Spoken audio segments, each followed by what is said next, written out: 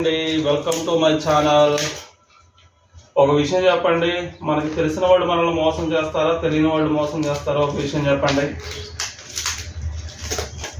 తెలియని వాళ్ళే మోసం చేస్తారు. కాదు, తెలిసిన వాళ్ళే మోసం చేస్తారు. పుచ్చకాయ చూసుకుంటా ఈ పిచ్చ ప్రశ్నలు ఏంట్రా అనుకుంటున్నారా?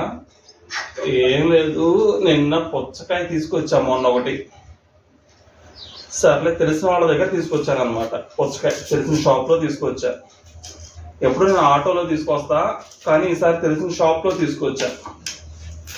అదే ఆటోలో తీసుకుంటే పుచ్చకాయ కట్ చేసి మధ్యలోకి చక్కగా ఎర్రగా ఉందా లేదా అని కనిపిస్తుంది కదా,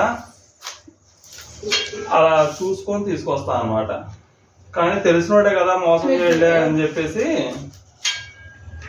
మంచిగా ఎవరా అంటే చాలా బాగుంటుంది సార్ తీసుకోండి అని ఇచ్చాడు. అయితే కట్ చేసి చూస్తే ఆ కాయ నిన్న సాయంత్రం, మొన్న నైట్ తీసుకొచ్చా, నిన్న సాయంత్రం కట్ చేసి చూసా. కట్ చేసి చూస్తే ఇది ఎలా ఉంది, రెడ్గా కనిపిస్తుంది కదా ఈ కాయ, కానీ ఆ కాయ మాత్రం తెల్లగా ఉంది అనమాట. అదే నేను బయట తీసుకొచ్చాను అనుకోండి, ఖచ్చితంగా ఇలా కట్ చేసి మధ్యలోకి అది ఎర్రగా ఉందా లేదా చూసి తీసుకొస్తా. ఇలా ఎర్రగా ఉంటేనే తీసుకొస్తా. కానీ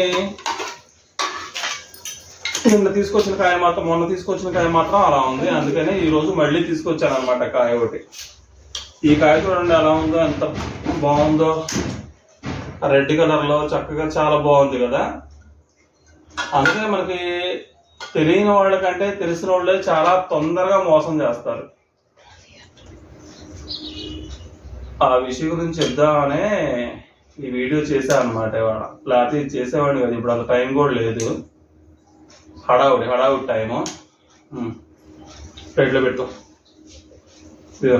ప్లేట్లో పెట్టుకొని తిను. Super తీసుకోపోతుంది plate.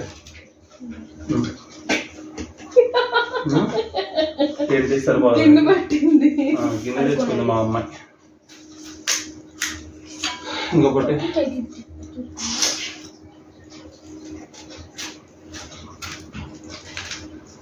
ఎండాకాలం పుచ్చకాయ చాలా మంచిదండి, తినండి. ఒకవేళ పుచ్చకాయ తినటం ఇష్టం లేకపోతే కనీసం జ్యూస్ లాగైనా చేసుకొని తాగండి. ఈ కాయ అయితే 6 కేజీలు, 6 కేజీస్ అనమాట. ఈ కాయ కేజీ 25 రూపాయలు, 6 కేజీలు 150 రూపీస్. మొన్న పాడైపోయిందని చెప్పిన కాయ 4 కేజీస్ 100 రూపీస్. 100 రూపీస్ వేస్ట్గా పోయినాయి. ఓకే, పోయినా ప్రాబ్లం ఏమి లేదులే, కానీ జాగ్రత్త పడండి మీరు కూడా. అదే బయట వాళ్ళని అయితే మనం దబాయించి అడగవచ్చు.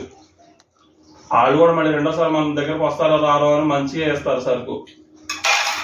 కానీ ఇలా తెలిసిన వాళ్ళ దగ్గరికి వెళ్తే మాత్రం ఖచ్చితంగా ఇట్లానే జరిగింది. ఒకవేళ మీరు ఎవరైనా సరే మొహమాటం లేకుండా మాట్లాడేస్తాం మేము, తెలిసిన వాళ్ళైనా బయట వాళ్ళైనా అనుకుంటే కనుక వెళ్ళొచ్చు. అలా కాదనుకుంటే కనుక చక్కగా బయటే తెచ్చుకోండి. బాగుంది, చాలా తీయగా ఉంది. ఇక్కడ మా మోజీ కూడా ఎదురు చూస్తుంది, మా పింకీ కూడా ఎప్పుడు కట్ చేసి ఎప్పుడు ఎత్తానా కాగితం కానీ ఎదురు చూస్తుంది.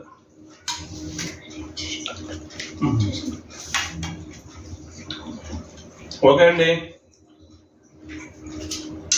బాయ్. ఈ సమ్మర్ స్టార్ట్ అయిన తర్వాత ఎన్నిసార్లు పుచ్చకాయ తీసుకొచ్చుకొని తిన్నారో ఒకసారి కామెంట్ చేయండి. వీడియో నచ్చితే లైక్ చేయండి, మా ఛానల్ సబ్స్క్రైబ్ చేసుకోండి.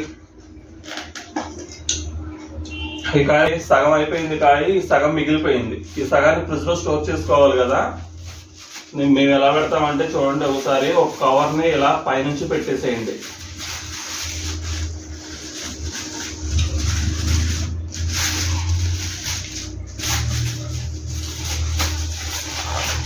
ఒక కవర్ని ఇలా పైనుంచి పెట్టేసేయండి.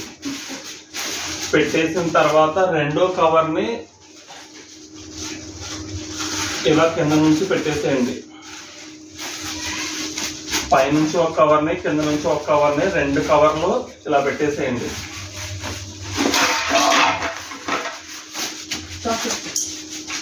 ఇలా పెట్టేసి దీన్ని మనం ముడేసి ఫ్రిడ్జ్ లో ఉంచితే నెక్స్ట్ డేకి బాగుంటుంది, పులుపు రాకుండా. మామూలుగా పుచ్చకాయని ఇలా ఫ్రిడ్జ్ లో పెట్టేస్తే డైరెక్ట్ గా లైట్ గా పులుపు వస్తుంది.